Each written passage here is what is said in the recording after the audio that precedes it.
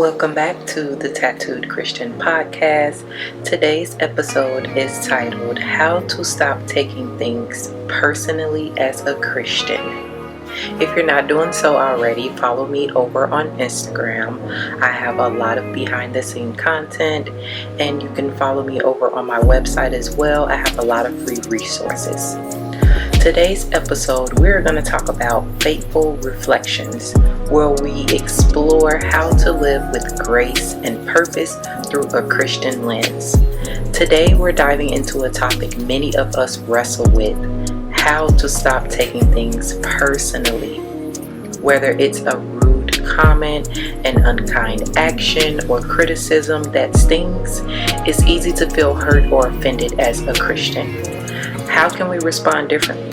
How can we align our reactions with biblical principles and find freedom from the weight of taking things personally? Stick around as we break this down step by step. Step 1. Understanding the root of offense. Let's start by acknowledging an important truth. When people are rude or critical, it's often not about us. Think about this. How often have you snapped at someone because of your own bad day? I'm guilty of it. In the same way, others' rudeness is likely a reflection of their struggles, not a measure of their worth. In Proverbs 19:11, it reminds us that good sense makes one slow to anger, and it is his glory to overlook an offense. This verse sets the tone for a mindset shift. Instead of taking things personally, we're encouraged to exercise patience and understanding. In part 2, biblical principles. To stop taking things personally, I'm going to break it down in 4 key principles. Consider the source. People's actions often stem from their own issues, insecurities, or circumstances. Remember this and remind yourself that their behaviors isn't necessarily a personal attack. For example, if someone doesn't greet you warmly, they might be shy, like me, or preoccupied with kids or something.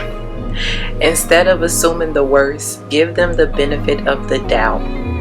The second step, practice forgiveness.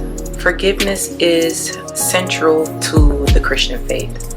In Colossians 3:13 it says, "Forgive as the Lord forgave you." When we choose forgiveness, we free ourselves from the burden of resentment and shift our focus to God's grace. Number 3, love your enemies. This is hard, but in Matthew 5:54, Jesus commands us to love your enemies and pray for those who persecute you. This teaching reminds us to respond with love. Even when we feel hurt or offended, it's not easy, but it's powerful. Number 4, focus on God's perspective.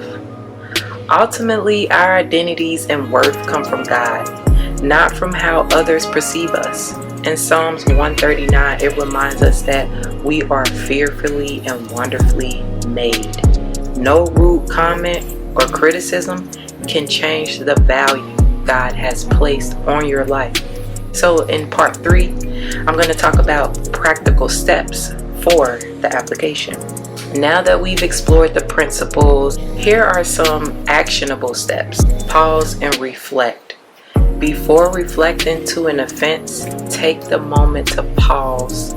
Ask yourself, could this comment reflect the other person's struggles? Or how might an unbiased outsider view this situation? Stepping back can help you respond with clarity and grace. Number 2, pray for wisdom. Prayer is a powerful tool for guidance.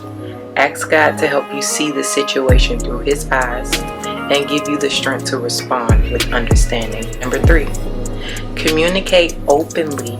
If necessary, address the situation respectfully. Sometimes a simple conversation can clear up misunderstanding and restore peace. Number 4, seek support. When you're struggling to let go of an offense, talk to a trusted friend, mentor, or spiritual leader.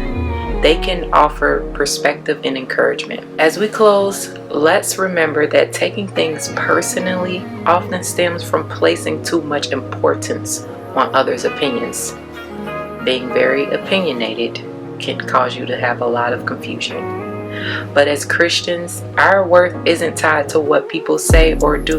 It's anchored in God's love.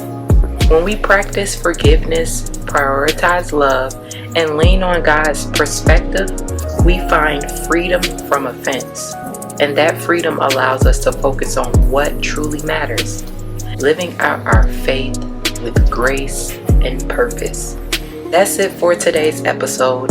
Thank you for tuning in to this episode of My Faithful Reflections. If you found today's discussion helpful, share it with someone who might need encouragement, and don't forget to like, comment, and subscribe for more insight on living a Christ-centered life. And until next time, remember your worth is found in Christ, and His grace empowers you to rise above offense. Take care and God bless, and thanks for listening to the Tattooed Christian Podcast.